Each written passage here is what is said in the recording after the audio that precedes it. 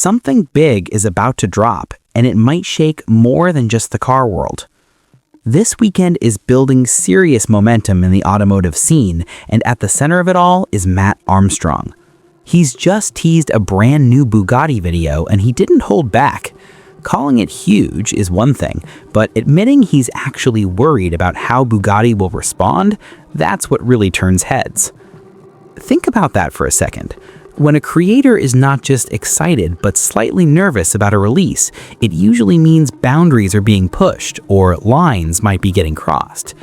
So what exactly did Matt reveal? Why does he seem on edge about Bugatti's reaction? And more importantly, could this video change the direction of the entire Kron rebuild series moving forward? Whatever it is, this isn't just another upload. It feels like a moment that could redefine everything. A simple post just turned into something much bigger, and now people are starting to pay attention. A few days ago, Matt Armstrong shared a short update with his audience. At first, it looked completely normal. He mentioned that because it's a bank holiday weekend in the UK, his usual Sunday upload at 6 p.m. would be moved to Monday the 6th. That kind of change isn't new. Matt often shifts his schedule during holidays since more people are online at different times. Nothing strange about that part. But then things took a different turn. Along with the update, Matt added a caption that instantly caught everyone's eye. He said, "This is a huge video for me. I hope Bugatti aren't too upset with me already, as it's about to get even more interesting." And just like that, the tone changed. That's not how Matt usually talks. He's normally calm, clear, and confident. He shares the rebuild process openly, talks about problems without stress, and rarely sounds worried. But this time, there's something else in his words. You can feel a bit of tension, like he knows he's about to step into risky territory and he's doing it anyway. One word stands out the most: already. When he says he hopes Bugatti isn't too upset already, it suggests something important. Bugatti may not be happy with him right now, and honestly, that wouldn't be surprising. In the past, Bugatti has responded publicly to this rebuild, refused to provide parts, and made it very clear they don't support independent work on the Chiron.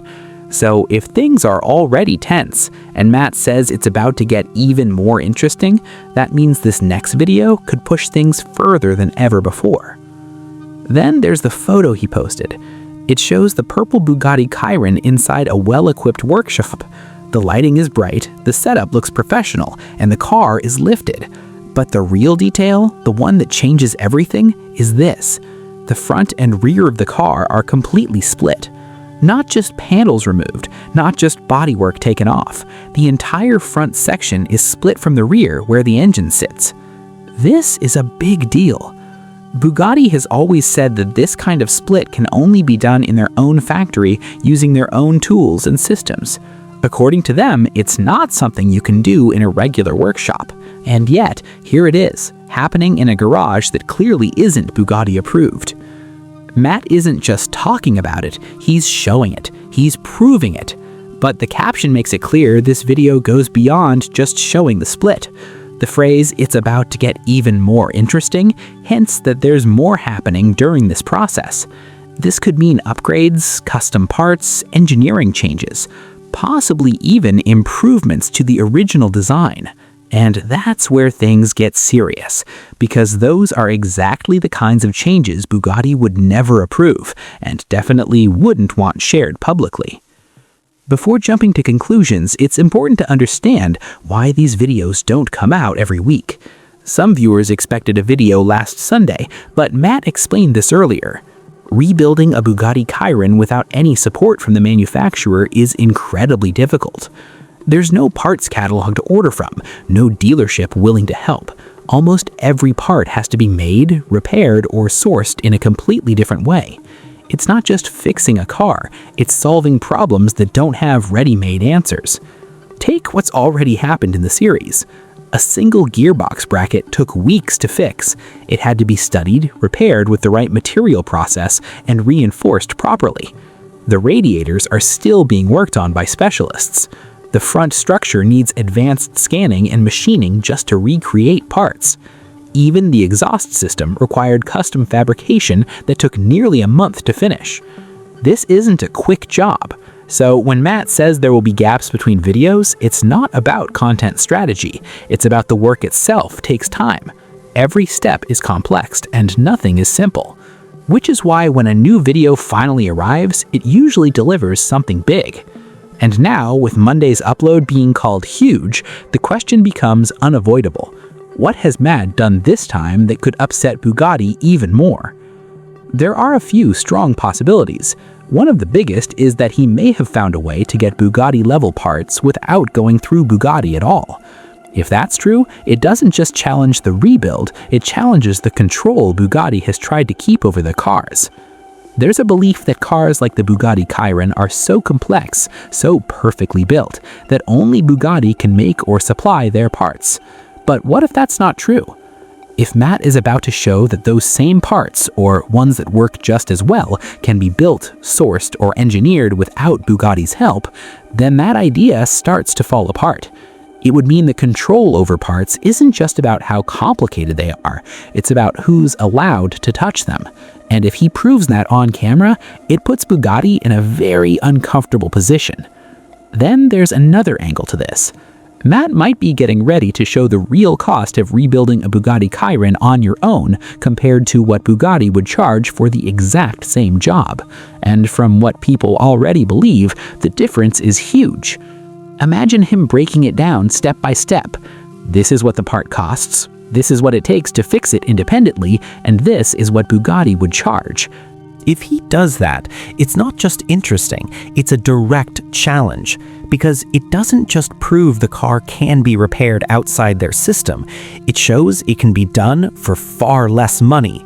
And that leads to a question Bugatti probably doesn't want people asking. What exactly are their prices based on?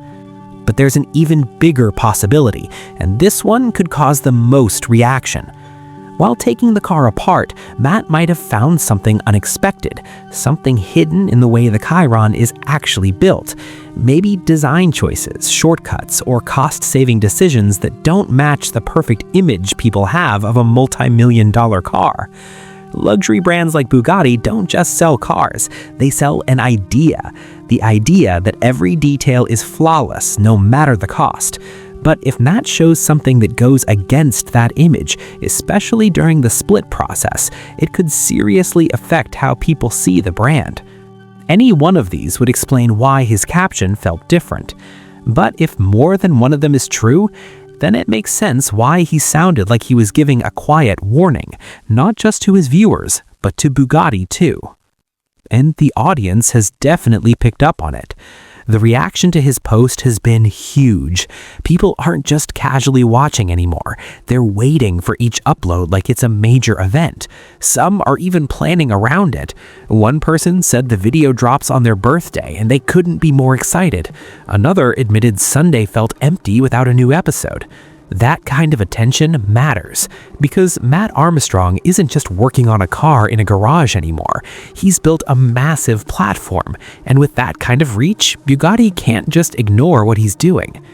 We've already seen it before, when Bugatti responded publicly, refused to supply parts, and made their stance clear. That didn't happen by accident. It happened because this rebuild started getting serious attention, and every new video adds more pressure, which is why this one feels different. This isn't just another step in the Chiron rebuild. It feels like Matt is pushing things further, challenging Bugatti in a way that might force them to respond again. Whether that response is a public statement, something behind the scenes, or complete silence, something is likely coming after this video drops. There's also one small detail that people almost missed. Matt quietly edited his original post after sharing it. That might not seem like a big deal, but it suggests he thought twice about what he said. Maybe he revealed too much at first, or maybe he just adjusted the wording to build more suspense without giving everything away. Either way, it adds one more layer to the mystery. You can tell this wasn't a random post. Every word Matt used felt planned. It's clear he's not just thinking about how his audience will react, but also how Bugatti and even the wider car industry might take it. This wasn't just an update, it was a message, carefully shaped to land a certain way. Even the timing played perfectly into his hands. By posting the announcement on Sunday and pushing the video to Monday, he didn't lose attention, he built it. People who were already waiting, refreshing, and expecting a video didn't just disappear, they came back the next day even more curious. Instead of spreading views out, he stacked them all into one moment. And that matters, because when a video gets a huge rush of views right after it drops, the algorithm notices, it pushes it further, faster. So what looked like a simple delay actually turned into a smart move that could amplify the video's reach from the very start. But here's where things really shift. This upcoming video isn't just another episode in the Chiron rebuild, it feels like a turning point. At the beginning of the series, the goal was simple. Can a damaged Bugatti Chiron be rebuilt without Bugatti's help? And over time, Matt has already answered that. Yes, it can. Parts can be found or recreated, problems can be solved, and the idea that only Bugatti can repair their cars, that's already been challenged. But now the story is evolving. This isn't just about whether it's possible anymore. It's becoming a real-world test of something bigger, whether independent builders can truly compete in a space that manufacturers have always controlled. Can someone outside the system work on a hypercar at the highest level? Can they break through the barriers around parts, knowledge, and permission? And now it looks like Nat is taking it one step further. He's no longer just trying to prove that independent repair works. He's about to show that it might actually be better, more open, more affordable, and maybe even more efficient than what the manufacturer offers. That's the line he's stepping over, and that's why this moment matters. It's not about the fact that he rebuilt a car Bugatti didn't want touched. That battle is already done. What really matters is what comes next. If Matt presents clear proof on camera that the reasons behind Bugatti's strict control, high costs, limited parts, restricted repairs, don't fully hold up, that becomes a much bigger problem. Because it's one thing to ignore a rebuild, it's another entirely different thing to respond to evidence. The video drops Monday at 6 p.m. UK time, and whatever Matt has put together, he's made one thing very clear. This isn't just another upload. It's one of the biggest moments in the entire series, big enough for him to warn people ahead of time, big enough for him to think twice about how it might be received. That doesn't happen for no reason. Something important is about to be shown publicly, and everyone from fans and independent builders to Bugatti's own PR and legal teams will be watching closely. These videos are always worth the wait, but this feels different. So if you've been following the journey, now's not the time to look away, because if Matt's own words are to go by, what happens next might change the story completely.